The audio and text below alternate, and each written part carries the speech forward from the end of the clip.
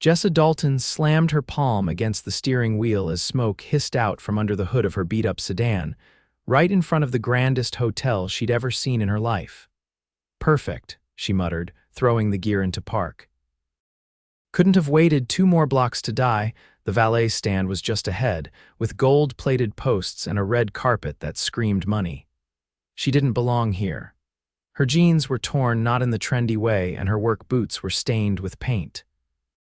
The only reason she was even on this side of town was because she'd just finished a job across the street, painting the inside of a bakery for cash under the table. Jessa climbed out of the car and coughed as smoke wafted into her face. A sleek black SUV pulled up beside her, humming like it had never known a problem in its life. The driver's door opened and a man stepped out, tall, sharp jawline, tousled dark hair, expensive-looking coat, and eyes steel blue focused and already trained on her. "Car trouble?" he asked, voice low and way too calm for how chaotic her car looked. Jessa wiped her hand on her jeans, stepping back from the hood. "Yeah, it overheated. Again, I think it's just mad I haven't fed it in premium gas or compliments." The corner of his mouth lifted slightly, amused. "It looks like it's bleeding." She glanced at the trail of something leaking onto the pavement. That'd be the power steering fluid or oil or maybe tears. He nodded slowly, then turned his head toward the hotel entrance. Valets in white gloves swarmed his SUV, but he didn't move. "You have a mechanic." "Do I look like someone who can afford a mechanic?" Jessa said, then instantly regretted how sharp it came out. "Sorry, long day. No offense taken," he said. "I'm Finn Archer." Of course his name was Finn. He looked like a guy who had his name stitched into his shirts. "Jessa," she said. "Dalton." "Nice to meet you, Jessa Dalton," Finn said. "You're blocking the main drive, you know." She winced. "Yeah, I figured." He glanced at her car again. "Want some help pushing it out of the way?" Jessa blinked. "You want to help me push my junk heap of a car?"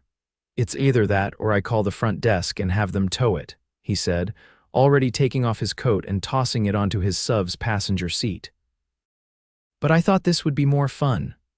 "Okay, but I have to warn you, it weighs more than it looks." "So do I," Finn said, already moving toward the front of the vehicle. They pushed together, the tires squealing until it rolled just far enough to clear the valet lane. A few people in suits glanced their way, but Finn didn't seem to care. Once it was done, Jessa leaned against the car, catching her breath. "You didn't have to do that," she said. "I know," he replied, "but I wanted to." Something about the way he said it made her chest tighten. "Thanks," she said quietly. Finn looked at her again, then reached into his coat pocket and pulled out a small black card. "There's a mechanic I trust. He's fast and fair. Tell him I sent you." Jessa took the card and stared at the embossed name, Archer Automotive Group. Her eyes flicked back to him. "Archer, like your last name." "Like my company," he said simply, then gave a polite nod to the valet who handed him a room key card. That was when it hit her. "You're checking in?" she asked. He turned back just before walking inside. "Yeah. I'm in town for a few days." "And you just helped a stranger push a car in front of a 5-star hotel?" He smiled at her then, a real one this time. "Well, you looked like you needed someone to believe in your car." Before she could think of a response, he walked through the rotating doors and disappeared into the lobby. Jessa stared after him, heart thudding for no good reason. She looked down at the business card in her hand and then back at her car, which now looked sadder than ever parked next to a Bentley. Seriously, what just happened? The next morning, Jessa sat on the grassy curb next to her car, sipping a gas station coffee and waiting for the tow truck Finn had insisted on calling when she texted the number on the card. She hadn't expected him to answer himself, but he had. And he'd sounded wide awake, like he'd been waiting to hear from her. A sleek black Mercedes pulled up in front of her. Not a tow truck. The door opened. Finn stepped out, dressed in a navy blazer, aviators, and a watch that probably cost more than her rent for the past year. "I thought you said you were sending a tow truck," she said. "I changed my mind," he replied, taking off his sunglasses. "I'm driving you to the shop myself." She stood, blinking. "You really don't have to, I know," he said again, walking around to the passenger side door and opening it for her. "But I want to." She hesitated, then got in. The inside of the car smelled like leather and mint, and the seats felt like clouds. She looked at him as he slid into the driver's seat. "Why are you doing this?" Finn didn't answer right away. He pulled out onto the road, eyes focused ahead. "Because you don't meet people like you every day, people like me, people who are real," he said. "You were standing in front of the most expensive hotel in the city, and you didn't apologize for not fitting in. You didn't pretend, you just were. That's rare." Jessa didn't know what to say to that. They drove in silence for a few minutes until he pulled into a garage with spotless floors and a receptionist who greeted him like royalty. "This is yours," she asked as they stepped inside. Finn turned to her. "I told you." "Archer Automotive. You really own it." "I own a lot of things," he said simply, then glanced over at the mechanic who had come out to greet them. "This is Jessa. Her car needs a miracle." By the time they dropped her off back at the hotel to pick up the car later that afternoon, Jessa was laughing harder than she had in days. Finn had taken her to lunch at a rooftop cafe overlooking the city. He'd ordered her dessert without asking chocolate mousse, and she hadn't even protested. He asked questions like he actually cared about the answers, and when their hands brushed reaching for the check, she'd felt her whole body react. "You're dangerous," she told him as he parked in front of the hotel. "Why? Because I bought you lunch. Because you make me forget I have real-life problems." He turned to her, voice quieter. "Maybe I just want to be part of the solution." She stared at him, completely thrown off by how sincere he sounded. "I'll see you again, Jessa," he said, like it was a promise. She stepped out of the car, heart pounding, and for the first time in a long time she hoped he meant it.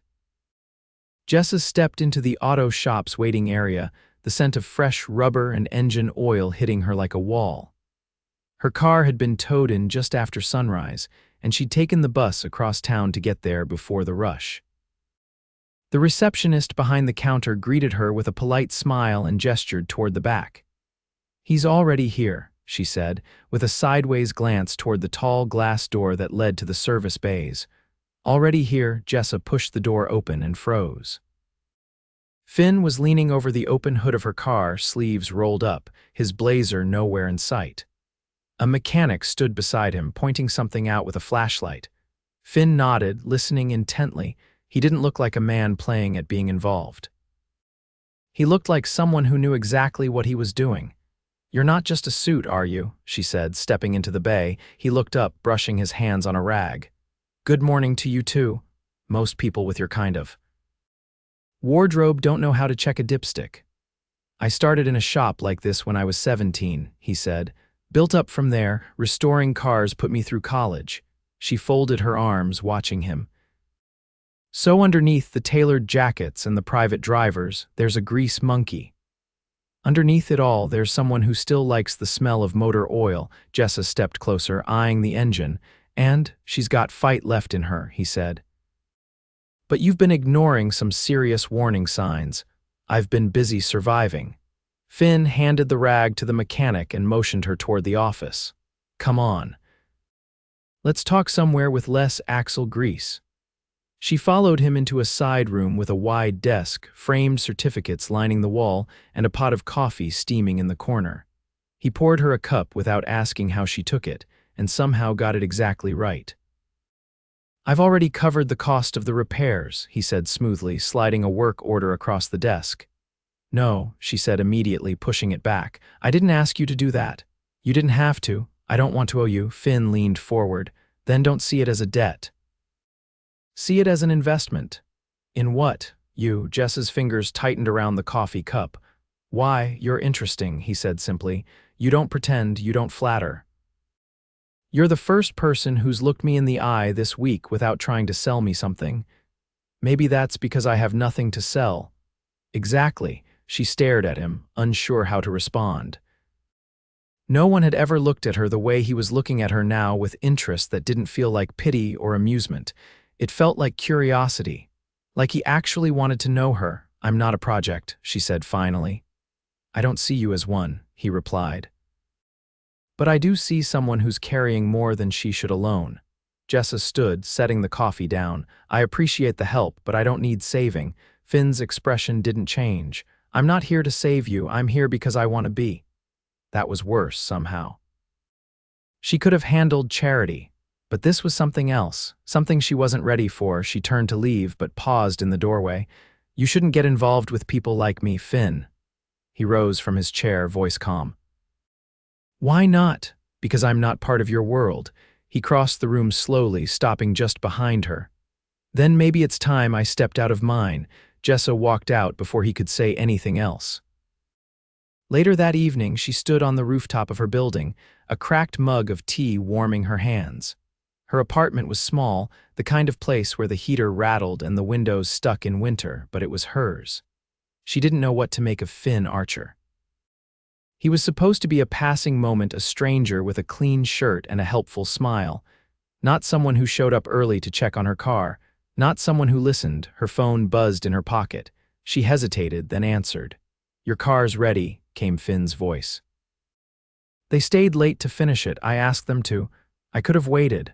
I didn't want you to, she exhaled slowly. Thank you. Come by tomorrow. I'll have the keys. I will. A pause. Jessa? Yeah, do you believe in second chances? She hesitated. I believe in people proving they deserve them. I'll see you tomorrow, he said quietly, and the line went dead.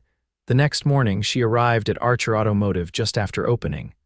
The lobby was empty except for Finn, standing by the counter holding out a key with a red tag looped through it. I had them do more than just fix it, he said.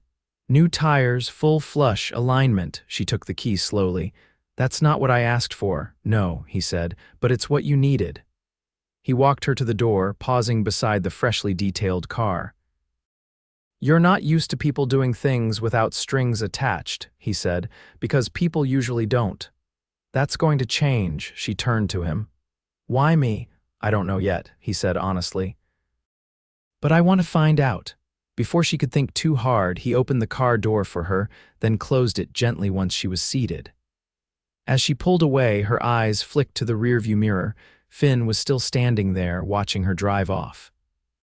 Not with expectation, but with something that felt dangerously close to hope. The glass doors of the Archer Foundation gala swept open as Jessa stepped inside, her heels clicking against the marble floor. She'd almost turned around twice on the cab ride over, but here she was, standing under a chandelier that looked like it cost more than her entire college tuition. She hadn't expected an invitation. She certainly hadn't expected it to arrive by courier, sealed with wax and embossed with her name in calligraphy. But Finn had sent it, and with it, a note that simply read, "Come see my world. I think you'll fit." Now, as she walked through the glittering ballroom filled with people in gowns and tuxedos, she wasn't so sure.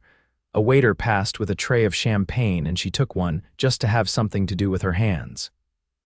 She wore a black dress she'd borrowed from her neighbor, a retired opera singer with a closet full of vintage silk, and had done her best with her hair. Still, she felt like a paper plane trying to blend in with jets. Then she saw him. Finn stood on the far side of the room, deep in conversation with a group of men whose watches shimmered even under the low light. He was in a classic black tuxedo, bow tie perfectly in place, posture relaxed but commanding. As if sensing her, his gaze lifted. He didn't smile. He walked. The crowd parted for him without effort, and in seconds he was in front of her, eyes scanning her face. You came. You invited me. I wasn't sure you would. I wasn't sure either. She sipped her champagne, then added, This isn't exactly my usual Thursday night. He offered his arm. Let's change that. She hesitated, then took it. He led her through the crowd, past a silent auction she didn't dare glance at, and into a quieter corner near the terrace. A string quartet played nearby, their music soft and rich. Why this event? She asked. Why not just take me to dinner? Because I wanted you to see the other side of what I do, he said. This isn't just about tuxedos and crystal glasses. The money raised tonight goes to housing restoration projects. We rebuild communities, especially in areas hit hardest by floods and fires. I didn't expect that, I figured. She looked out at the city through the glass wall. You're not what I expected either. A pause stretched between them. I haven't stopped thinking about you since the day we met, he said. And not because you needed help, because you didn't pretend, you didn't shrink yourself. Jessa turned to face him. That's a nice line. It's not a line. She searched his expression, trying to find the catch. There had to be one. No man like him, a man who owned companies and ran fundraisers that made headlines, could seriously want someone like her. I haven't had anyone in my life who does things just to make me feel seen, she said. Most of the time, I'm background noise. You've never been background anything. She opened her mouth to respond, but a woman in a red floor-length gown approached them, her smile sharp. Finn, she said, they're about to announce the next round of grants. You're needed. He nodded once, then looked back at Jessa. Will you wait? I'll be here, she said, though she wasn't sure yet if she meant it. He left without hesitation. The woman lingered. You must be Jessa, she said, eyes glancing down her borrowed dress. And you are, Clara. I work with Finn. We go way back. There was implication in her voice, an unspoken warning wrapped in silk and subtlety. Good for you, Jessa said, taking another sip of champagne. Clara's smile didn't move. He has a habit of getting invested and then losing interest. Jessa raised her eyebrows. Does he? I'd hate to see you hurt. Don't worry, I've survived worse than a man changing his mind. Clara blinked, then offered a tight nod and walked away. Jessa exhaled sharply, then turned back toward the glass wall. She didn't need to be warned off. She was already building walls of her own. She stayed by the terrace until Finn returned, his expression unreadable. What did she say? He asked. Does it matter? It does if she made you doubt me. She didn't give me anything I hadn't already considered. He stepped closer, lowering his voice. I know this is a lot. I know I come from a world that makes people question motives, but I'm not here for appearances. I'm here for you. Why now? She asked, her voice quiet. Why me? Because I don't want to go through the motions anymore. Because I've spent years surrounded by people who nod and smile and say the right things, and then you walked in with paint on your jeans and told me your car cried power steering fluid. Despite herself, she laughed. I'm not offering you a fairy tale, he said. I'm offering something real. Messy maybe, but real. She didn't answer right away. The space between them pulsed with something unspoken. Then she said, prove it. He didn't ask how. He just raised her hand to his lips and said, I will. Jessa's boots sank slightly into the damp grass as she stepped out onto the edge of the bluff, wind tossing her hair around her face. Below, the ocean stretched wide and wild, the late afternoon sun painting it in molten gold. Behind her, the sleek black car that had brought her here purred quietly. Finn stood a few steps away, watching her take it in. No one knows about this place, he said. I bought the land last year, haven't built anything. I come here when I need to think. Jessa turned to him. And you brought me here because I want to stop pretending I don't know where this is going, he said. And I don't want to have this conversation in a ballroom or a restaurant. She folded her arms, not from the cold. We've barely scratched the surface of knowing each other, Finn. This thing between us, it's intense, but it's fast. And your life, it's all tailored suits and private drivers. I've spent the last 2 years making rent by painting old bakeries and fixing drywall. I know exactly how fast it's moving, he said, stepping closer. And I've spent the last 2 years in boardrooms listening to people talk without saying anything real. Then you walked into my life in a cloud of engine smoke and refused to pretend for a single second. She looked down at the jagged rocks below. You don't know everything about me. I don't need to know everything today, he said, but I know enough to be sure I want more than a few rooftop lunches and chance meetings. Her throat tightened. This isn't just about attraction for you. I'm not 17, Jessa. I don't chase people because they're pretty. I stay because they break the pattern. She met his eyes and saw no hesitation there, no calculation, just him, stripped of the polish, the events, the public charm, just Finn. He reached into his coat and pulled out a folded envelope. I was going to wait, but I think now's right. She took it slowly, brows drawing together as she opened it. Inside was a glossy rendering of a building, clean lines, bright windows, a small sign over the door that read, Dalton Community Studio. What is this? I bought the building last week. It's in your neighborhood. The space is yours, studio, gallery, whatever you want it to be. Jessa stared at the image, her heart hammering. You're giving me a building, I'm giving you a foundation, he said quietly. So you can stop holding your whole life together with duct tape and hope. She shook her head, stunned. I can't accept this, it's too much. It's not charity, he said. It's belief. You have an eye for color, shape, space. I saw your sketches in the back of your notebook when you left it in my car. You treat every corner of a room like it matters. Her voice dropped. Those sketches weren't meant for anyone. And yet they told me more about you than hours of conversation could. He reached for her hand. Let me do this, not because you need me to, but because I want to build something with you. She looked at him, her pulse racing. I don't need a savior, Finn. I know, that's why I'm here, not to save you, but to stay. The dam inside her cracked. She dropped the envelope and stepped into him, her hands reaching up to his face. His arms wrapped around her as if they'd always known where to go. Their kiss wasn't tentative, it was full of every moment they hadn't said what they were thinking. It was heat and clarity and surrender all at once. When they finally pulled apart, she rested her forehead against his. Tell me this isn't temporary, she whispered. This is the only permanent thing I've ever been sure of. He kissed her again, slower this time, their breath mingling as the wind whipped around them. Later, his driver dropped them at her building. They climbed the stairs together, and when she unlocked her door, Finn didn't hesitate. He stepped into her world without flinching. Her apartment was small books stacked in corners, canvases leaning against walls, a cracked mug on the counter. He walked through it like it was a museum, not once commenting on its size or state. I like it, he said, picking up a paintbrush from the table. It's honest. She leaned against the doorway, arms crossed. You're really not running, are you? Not unless you tell me to. She didn't. That night, they lay tangled in each other on her too narrow bed, the city humming outside her window. In the quiet between them, something settled. The next morning, she woke to the smell of fresh coffee and the sound of Finn humming off key in her kitchen. He handed her a cup and she accepted it without a word. You're not leaving, she asked, only to buy eggs. You're out, she laughed, a real, full sound. You don't know where the nearest store is. I'll find it. Unless you want to come with me. She looked around at her apartment, then back at him. Yeah, I do. Months later, the Dalton studio opened its doors. The first exhibit was her murals drawn from the corners of her life, textures of survival and joy layered together in bold color.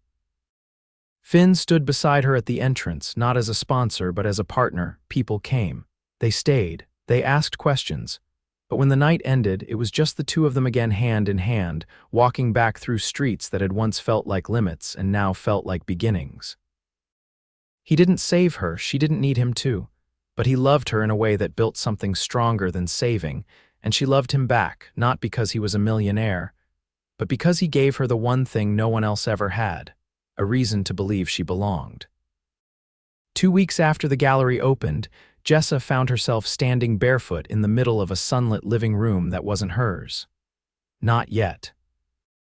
The walls were still blank, the furniture only half arranged, but it overlooked the city through floor-to-ceiling windows that made her feel like the world had cracked open just for her.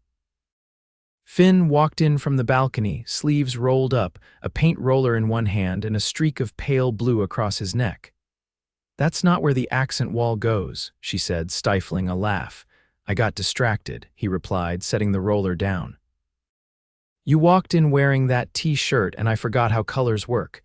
She glanced down at the oversized concert tee she'd thrown on that morning, which had been more about comfort than fashion. You're easily impressed. No, he said, stepping closer. I'm just very aware of the fact that you're here, in this space, with me.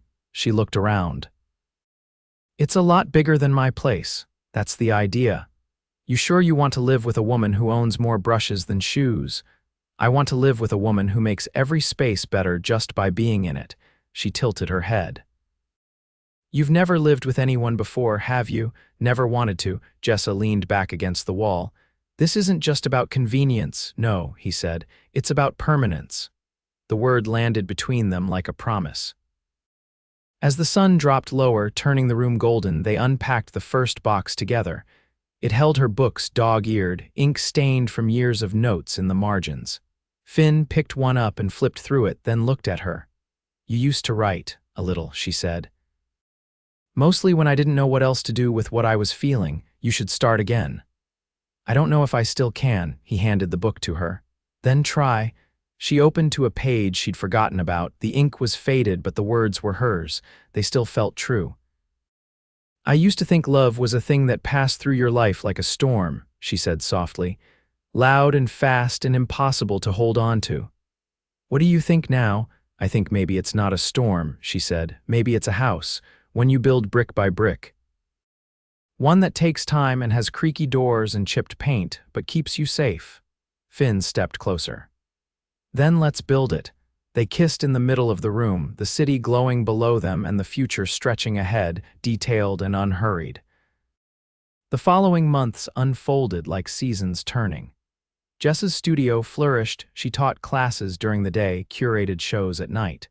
Her name began to circulate in conversations she'd never been part of before.